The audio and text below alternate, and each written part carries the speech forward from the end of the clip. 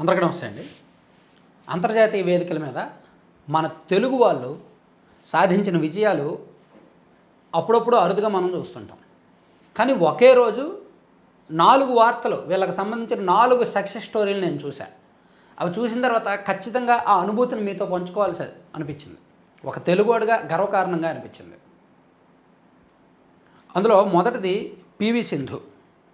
PV Sindhu సుమారుగా 2-3 ఏళ్ల తర్వాత అనుకుంటా ఆ స్థాయిలో జపాన్లో జరిగిన ఒక టోర్నమెంట్లో ఆమె వరుసగా 3 సార్లు ఛాంపియన్గా నిలిచిన అకేన్ యమాగూచిని ఓడించి ఆ ట్రోఫీ అందుకుందన్నమాట.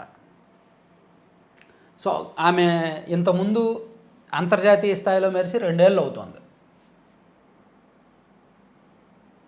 జపాన్ ఓపెన్ సూపర్ 750 టోర్నమెంట్లో ఛాంపియన్గా నిలిచింది ఆమె. ఫైనల్లో సింధు 21-17, 21-17తో గెలిచింది. సో ఇది ఒక రీజన్ అయితే, ఇంకొక కీలకం మనకి శక్తి శాట్ అని మన ఇండియన్ సెంట్రల్ గవర్నమెంట్ ఒక ప్రోగ్రాం నిర్వహిస్తోంది. శక్తి శాట్ దాని పేరు. దీని ఉద్దేశం ఏంటంటే ఉపగ్రహాలు ఎలా పనిచేస్తాయి, రాకెట్లు ఎలా తయారు చేస్తారు, వాటిని ఎలా ప్రయోగిస్తారు, వాటి ఉద్దేశం ఏంటి, ఫలితం ఏంటి, దీని మీద ప్రపంచంలోని 108 దేశాల నుంచి 12,000 మంది బాలికలను ఎంపిక చేసి వాళ్ళకి ట్రైనింగ్ ఇచ్చి ఆన్లైన్లో 300 మందిని ఫైనల్ చేశారు. ఫైనల్ చేసి వాళ్ళని ఆ కేంద్రానికి తీసుకువెళ్ళి అక్టోబర్ వరకులో ట్రైనింగ్ ఇస్తారనమాట. ఆ శిక్షణకు దేశం మొత్తం మీద 20 మంది ఎంపికైతే ఆ 20 మందిలో తూర్పుగోదావరి జిల్లా బాలిక కూడా ఉంది. అది చూడండి ఆ వార్త.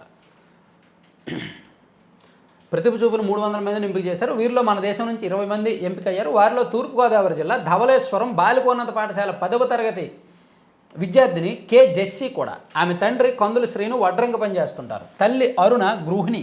సైన్స్ ఉపాధ్యాయురాలు మణిమాల మార్గదర్శకంలో జెస్సీ అన్ని దశల్లోనూ ప్రతిభ చాటి తుది దశకు ఎంపికైంది. సో ఇది ఒక గర్వకారణం.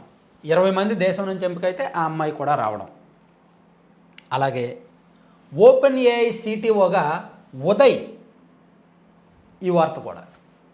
అమెరికాకు చెందిన కృత్రిమ మేధ పరిశోధనా సంస్థ ఓపెన్ ఏఐ కంప్యూట్ విభాగ చీఫ్ టెక్నాలజీ ఆఫీసర్గా తెలుగు నిపుణుడైన ఉదయ్ రుద్రరాజు నియమితులయ్యారు. ఏడాది క్రితమే ఆయన ఓపెన్ ఏఐలో సీనియర్ ఇన్ఫ్రాస్ట్రక్చర్ లీడర్గా చేరగా ఇప్పుడు సిటిఓగా పదోన్నతి లభించింది.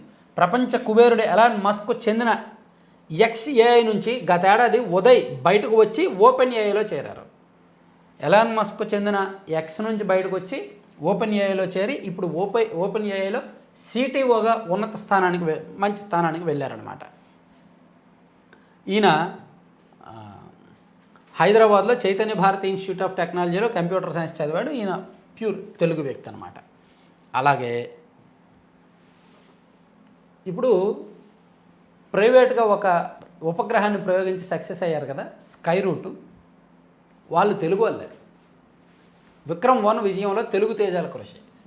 CEO పవన్ కుమార్, COO నాగభరత్ తెలుగు వాళ్ళే. పవన్ది మచిలీపట్నం, నాగభరత్ది ఒంగోలు సమీపంలో నిడమానూరు, నిడమానూరు. ఇస్రోలో ఉద్యోగాలు వదులుకొని స్కై రూట్ ఏరోస్పేస్ స్థాపన. ఇస్రోలో ఉన్నత స్థానంలో ఉన్న ఉద్యోగాలు వదులుకొని వాళ్ళు సొంతంగా స్కై రూట్ ఏరోస్పేస్ అనే సంస్థను స్థాపించి మొదటిసారి ప్రైవేట్ రాకెట్ లాంచ్ చేసి సక్సెస్ అయ్యారు. వాళ్ళిద్దరూ కూడా తెలుగు వాళ్ళే. భారత అంతరిక్ష ప్రయోగాల నవశకానికి నాంది పలుకుతూ శ్రీహరికోట నుంచి శనివారం ప్రయోగించిన తొలి ఆర్బిటల్ రాకెట్ విక్రమ్ 1 విజయవంతమైంది. అయితే ఈ విజయంలో ప్రధాన భూమిక నిర్వహించిన CEO చందన పవన్ కుమార్, COO నాగభరత్ దాకా ఏపీకి చెందిన వారే కావడం విశేషం. స్కై రూట్ ఏరోస్పేస్ సంస్థ విక్రమ్ 1 రాకెట్ ప్రయోగం విజయవంతం కావడంతో ఆ సంస్థ CEOగా పనిచేస్తున్న మచిలీపట్నానికి చెందిన పవన్ కుమార్ పేరు ప్రపంచవ్యాప్తంగా మారుమోగుతోంది. పవన్ కుమార్ తండ్రి చందన శ్రీనివాస్ మచిలీపట్నంలో కన్సల్టెంట్ ఇంజనీర్గా పనిచేశారు. పవన్ మచిలీపట్నంలోనే ప్రాథమిక విద్యను అభ్యసించారు. ఖరగ్పూర్ IITలో మెకానికల్ ఇంజనీరింగ్లో చేశారు. ఇస్రోలో కొంతకాలం పనిచేశాక 2018లో నాగభరత్తో కలిపి స్కై రూట్ ఏరోస్పేస్ను స్థాపించారు. ఆ సంస్థ ప్రయోగించిన విక్రమ్ 1 విజయవంతం కావడంతో చందన పవన్ కుమార్ను మంత్రి కొల్లు రవీంద్ర అభినందించారు.